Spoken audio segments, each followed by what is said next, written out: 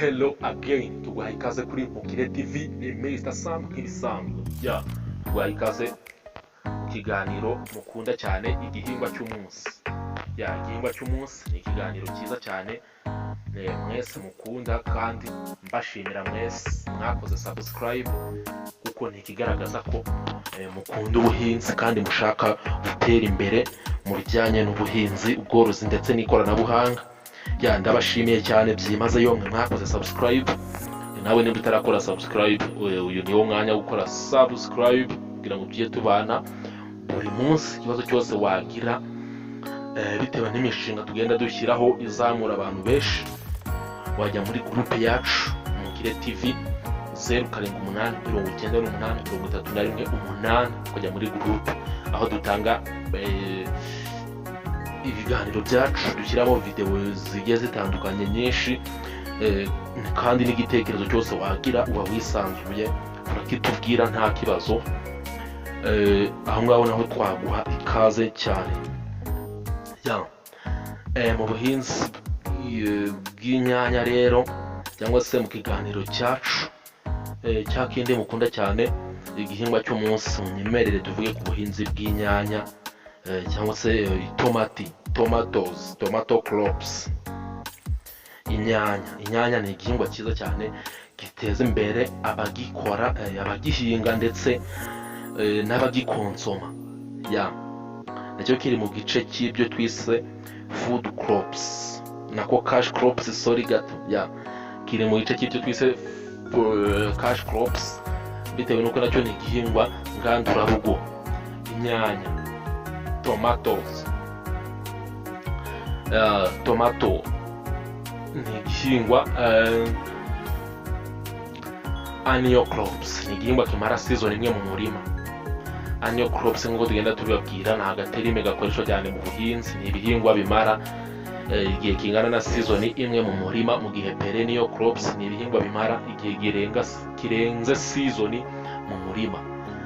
Annual crops ni annual crops. Rero izi nyanya zera mu gihe gito. Ikindi zikaba zikenera mu kugira ngo uzirye ntabwo zisaba ibintu byinshi bijyanye na processing. Processing rero ni iri jambo rikoreshwa cyane mu buryo bwo guhindura raw material bazihinduramo product. Ni ukuvuga ngo ni amagambo akoreshwa cyane, gusa tugenekereje mu rurimi rw'ikinyarwanda, gufata raw material ukazikoramo finished product. Ni ukuvuga ngo ni nk'uburyo ushobora gufata inyanya ugakoramo sauce tomate. Inyanya za raw material ugakoramo finished product, akaba ari sauce tomate. Inyanya rero ngo zisaba processing ntoya mu gihe cyo kuzirya, kuko ushobora no kuzifata ukazironka neza ugakoramo agasosi bitagusabye kubanza washyira mu mashini n'iki. Ikindi, inyanya kirazira niba ugiye kuziteka kuzicanira cyane, overboiling, kuko iyo zicaniriye cyane zica intungamubiri zari zirimo. Ni ku bintu byose bijyanye n'imboga, nk'uko tugenda tubigarukaho mu gihingwa cy'umunsi. Ibintu byose bijyanye n'imboga iyo ubicaniriye cyane byica intungamubiri zari zirimo. Urabitogosa bisanzwe ukabirya bisanzwe bitabaye kwicanira cyane, kuko byica intungamubiri zirimo. Inyanya rero tuzisanga mu cyo bita fruit vegetable, ni imboga mbuto. Hari imboga rwatsi twavuga nka za epinari barya amababi, mu gihe inyanya ni imboga ariko barya imbuto, kuko zera aba ari imbuto nyine z'inyanya. Ni imboga mbuto. It is fruit vegetable. Akamaro k'inyanya, mbere yuko tukubwira ibintu byinshi by'ukuntu, kuko mu gihingwa cy'umunsi turababwira neza cyane, turasobanurira byimbitse ubuhinzi bw'urwo rubuto cyangwa se bw'icyo gihingwa, kuva kugihinga kugeza ugisaruye. Ariko mbere na mbere tukubwira akamaro gifite, kugira ngo uzagihinge, uzashoremo amafaranga yawe, uzi neza akamaro gifite, uzi umusaruro gitanga, kugira ngo bitazagushyira mu bihombo. inyanya rero zigira vitamine nyinshi, vitamine C cyane cyane, zigira vitamine C, zikagira potassium, zikagira vitamine A, nubwo atari nyinshi cyane. Uko izigira vitamine A cyane ni karoti, nazo tugenda tuzigarukaho. Ikindi inyanya zikaba zitanga amafaranga ku bahinzi, generate income for the farmer. Ikindi ni cover crops. Cover crops bishatse kuvuga iki? Ushobora kuzihinga mu murima wawe wavanze n'ibindi bihingwa kugira ngo zirinde isuri, kuko yo ziri hasi nyine hari nk'ubwoko bw'isuri bita rain drop erosion, aho usanga ari ibitonyanga bigenda bizamuka. Iyo ziri hasi rero kuko ari igihingwa cyerera hasi, bituma iyo suri itaboneka mu murima wawe. Ikindi inyanya zikorwamo ibirungo, ni raw material for agro-processing industry. Agro-processing industry ni zino nganda zitunganya ibikomoka ku buhinzi, uko bakoramo nk'ibirungo. Izo nganda namwe murazizi nyinshi, naha mu Rwanda zirahaboneka cyane. Ikindi inyanya zikaba zifasha mu igogora digestive system, kuko zirinda constipation yita impatwe mu rurimi rw'Ikinyarwanda. Iyo waziriye rero zifasha igogora umubiri wawe gukora neza, gusohora imyanda mu mubiri, ngo zikarinda n'impatwe. Inyanya ni igihingwa cyiza cyane. Vegetables, iyi ni rero ni imboga mbuto zihingwa zivanywe mu mbuto. N'ubundi ufata inyanya ukazitunganya neza, ukavanamo imbuto, ukazanika, hanyuma ukazinaza, hanyuma ukajya kuzihinga. Land preparation, gutegura ubutaka ndetse n'uburyo utegura umurima wawe neza cyane. Turacyari ku nyanya rero. Mu zina scientifique nk'uko tugenda tubigarukaho cyane cyane mu gihingwa cy'umunsi, izina scientifique aba ari izina mpuzamahanga, international name. Inyanya rero bazita Lycoperdicum esculentum, zikaba ziboneka mu muryango w'ibihingwa bita Solanaceae. Inyanya. Tomatoes, hanyuma iki ni igihingwa cyiza cyane, kizamura abagikora ndetse n'abagikonsuminga, abakirya. Hanyuma rero mu gihingwa cy'umunsi, niba ugiye guhitamo inyanya uzahinga, hari utuntu dutanu ugomba kwitondera mbere na mbere. Ubwo twatangiye kugera mu gice cyo guhinga, mbere na mbere ugomba guhitamo inyanya zitanga umusaruro mwinshi. Ikindi ugahitamo ubwoko bwera vuba, nkuko turagenda tubigarukaho. Ikindi ugahitamo urunyanya rwa rundi nyine rwihanganira indwara. Ikindi ugahitamo urunyanya rutanga inyanya zigaragara nini, inyanya ushobora kugurisha ahantu bakazigura ku bwinshi bitewe n'uko ari nini. Turacyari mu gihingwa cy'umunsi, ni kuri Mukire TV. niba uri mushya please ntibibagirwe gukora subscribe. Inyanya, tomatoes. Ahangaha tugiye kubwira utuntu tugera mu 10 ugomba kwibandaho mu gihe ugiye guhinga inyanya. Dusa n'udukubiyemo ibintu byose mu buhinzi bw'inyanya, gusa ndagira ngo twumve neza ukuremo iryawe niba ushaka gushora amafaranga yawe. Kandi kuri Mukire TV twizeye ko inama dutanga zizagufasha mu buryo bumwe cyangwa se ubundi.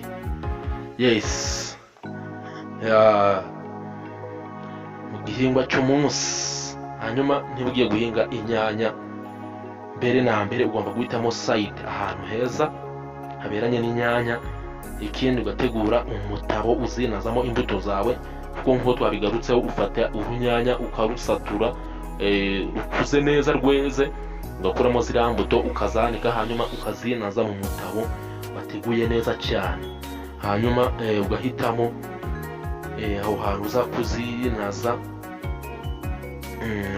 Yes, hanyuma iyo zimaze gukura rero urazikora icyo bita transplanting, ufata zangemwe ukazivana mu mutabo ukazijyana ku murima wateguye neza cyane, nk'uko turagenda tubigarukaho.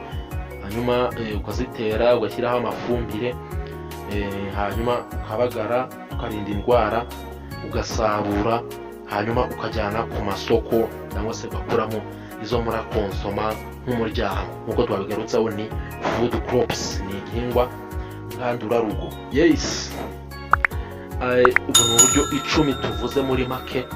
Reka tugende tuburambura kugira ngo ugende urushaho gusobanukirwa iki gihingwa. Yes, gusangira ngo video ni nziza, ntabwo iri bukurambire, kandi turagushimiye cyane kuba wafashe umwanya wawe ukagireba, kuko ni ikigaragaza ko ushaka gutera imbere.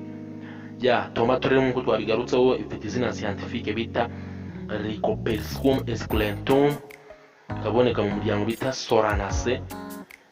Yes, kandi inyanya mbere na mbere zikaba zera mu kirere kiri warm, zikaba zikenera imvura iri hagati ya 900 na 1500 ku mwaka. Yes, uvuga ngo ni 20 buri cyumweru byibuze imvura igomba kugwa muri regiyo ihingwamo inyanya. Ibi bizagufasha kumenya ahantu uzahinga inyanya zawe niba ugiye gushora ubuhinzi, amafaranga yawe mu buhinzi bw'inyanya. Yes, ikaba zikenera ubushyuhe buri hagati ya °C 18 ndetse na 29, ndetse mu butaka bw'ifumbire bufite ifumbire bwiza cyane, kandi ubutaka butaretse amazi, butabonekamo ibidendezi by'amazi. Ikindi, inyanya zikaba zera mu butaka bufite ubusharire bwa soil pH 5.5 kugeza kuri 7. Ikindi, zikaba zera mu butumburuke byibuze buri hagati ya metero 1500 n'ibihumbi 2900 uvuye ku nyanja. Yes, inyanya buno butumburuke bapima bavuye ku nyanja. Hanyuma turacyari mu gihingwa cy'umunsi, inyanya. Inyanya ni igihingwa cyiza cyane ukwiriye gushoramo, kuko kirakenerwa cyane no mu nganda. Yes, mu gihe cyo gutera inyanya rero ugomba gutera amafumbire batera. Ugomba gutera ibiro hagati ya 80 n'ibiro 100 kuri R. Ibyo byose bipimwa, tugenda tubigarukaho cyane kuri Mukire TV. Ikindi, batubwira ko ugomba gutera inyanya byibuze ingemwe 4 kuri metero kare. Metero kare ni ukuvuga ngo ni metero mu burebure na metero mu bugari. Hajyaho ingemwe 4, ugatera ku ntera ari hagati ya santimetero 10. Ikindi, niba winajije inyanya ugomba kuzivana aho ngaho mu mutabo nyuma y'ukwezi. Ikindi, mu gihe uri gutera akageme k'inyanya ugomba gukora akobo byibuze gafite milimetero 6, hagati ya 6 na 12, kugira ngo utagashyira kure cyane bikazatuma kuma, cyangwa se kugashyira hafi cyane nabyo bigatuma kuma. Ako ni akageme k'inyanya ugiye gutera muri milimetero 6, hagati ya 6 na 12. Igihingwa cy'umunsi, inyanya, tomatoes, igihingwa cyiza cyane. Ikindi, ugomba kuzitera ku mirongo, zitera bakurikije imirongo. Ugatera amafumbire ajyanye n'imvaruganda NPK ibiro 3 kuri R. Nk'uko twabonye ibiro ugomba gutera kuri R by'ifumbire y'imborera. Ahangaha ni ibiro bijyanye n'imvaruganda. Hanyuma ring application, ukajya utera mu buryo bw'uruziga uzengurutsa urunyanya rwawe. Igihingwa cy'umunsi, inyanya, tomatoes, Lycoperdicum esculentum, scientific name. Yes, twagiye rero mu ndwara zifata inyanya.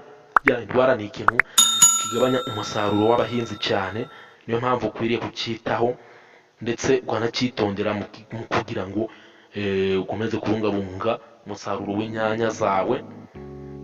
Ya hariyo bita tomato blight. Iyi ni indwara rero igaragara ku mababi y'inyanya. Ino ndwara rero ikaba irangwa n'iki? Ku mababi y'inyanya aruma akazaho ibintu bimeze nk'ibizinga. Ikindi ukabona ari mu ibara ry'umukara, ukabona amababi atangiye kuma. Ikindi ukabona imbuto ziri kubora, ya inyanya zawe mu gihe zitarakura zitarera, ukabona zitangiye kubora. Uburyo bayirwanya, ugomba gukoresha fungicide nka Ditane M45. Ya gusa kuri Mukire TV nk'uko tugenda tubagira inama mu kuzamura ubuhinzi, tubabwira ko imiti ugomba kuyikoresha mu gihe byanze, mu gihe ubona ko indwara yananiranye. Ntago indwara igomba kugaragara mu murima ngo uhite wihutira gukoresha imiti, kuko nayo hari uburozi bwinshi igenda isiga mu butaka. Ya ikindi ukarandura urunyanya rwafashwe, ukarukingura, ugacukura icyobo ukarutaba kure cyane kugira ngo rutazanduza ibindi bihingwa bisigaye. Hanyuma tugasangamo indi ndwara bita dumping off. Ni indwara rero ifata ingemwe zitaratangira kwera. Ingemwe rero ziruma zigatangira kubora imitwe ntizikure. Uburyo bayirwanya, ugomba gukoresha ugomba kwirinda mbere na mbere kuwuhiza amazi menshi. Niba uyinajije mu mutabo wawe ugashyiramo amazi menshi, bishobora gutuma ino ndwara igaragara mu ngemwe zawe. Ikindi ugakoresha fungicide mu gihe byanze. Ya ikindi ugakoresha ibikoresho biri sterilize. Ya ibikoresho uzakoresha ukaba wabyitondeye. Niba ari ibikoresho bivuye mu wundi murima, ukabanza wabyoza neza cyane. Byaba ngombwa ukabyogesha amazi ashyushye kugira ngo urwanye utundi dukoko ushobora kujya muri uwo murima wawe cyangwa se muri uwo mutabo wawe ugiye gukora. Yes, izi ni imwe mu ndwara z'ingenzi zigabanya umusaruro. Indwara zo ni nyinshi, gusa tugenda duhitamo iz'ingenzi zigabanya umusaruro kugira ngo muzabashe kuzirinda, muzamure umusaruro. Ya tugeze ku cyiciro cya gatatu bita harvesting. Ya isarura. Ya hanyuma umurima wawe wawitayeho, ukora process zose nk'uko twazivuze, ugeze mu gihe cyo gusarura. Yes, nk'uko umurima witabwaho neza niko umusaruro ugenda uzamuka. Ya tomatoes, ibimenyetso bigaragaza inyanya zeze rero nuko zizatukura. Ya amababi azasa n'ayumye mu kuntu. Ikindi inyanya zizatukura. Yes, ikindi zerera hagati y'amezi 3 n'amezi 4. Ikindi inyanya tomatoes ibara ritangira guhinduka ry'icyatsi rikaba umutuku. Ya tugiye kini ikimenyetso kigaragaza ko inyanya zawe kabisa inyanya zawe zeze. Kino gihe uraza ugasarura. Mu buryo bazisarura rero ni harvesting by picking mature fruits. Uraza ukarobanuramo urubuto rweze. Picking mature fruit, zahishije ukaba uzikuyemo. Ikindi niba uzazijyana nk'ahantu kure cyangwa se zidafite amasoko yihutirwa, ushobora gukuramo zitarahisha neza, zikazahisha ziri muri stock, ziri muri store yawe. Nabwo ni ubundi buryo bukoreshwa cyane mu nyanya. Ya tomatoes, umusaruro zitanga rero zitanga toni 75 kuri hegitari. Ya ni umusaruro mwinshi cyane. Urumva niba wadushinga n'uruganda, ya niba warazihinze nko kuri hegitari kwanamo izi toni 75, ushobora guhita ushinga nk'uruganda ugatangira gukora sauce tomate, ugakora ibirungo byiza cyane, ugatangira gutera imbere mu buryo bumwe cyangwa se ubundi. Ya kuri Mukire TV rero twebwe dukangura imitekerereze y'abantu. Ya ibi ni ibintu bishoboka, si ukuvuga ko wenda umuntu wese yahera kuri hegitari, ariko hari n'uburyo ushobora kweza umusaruro mwinshi ahantu hatoya. Ya nabyo birakora cyane. ya tugushimira rero wowe wabanye natwe kuri Mukire TV, uw'ingenzi cyane niba warakoze subscribe, turagushimiye cyane byimazeyo. Thank you for watching this video.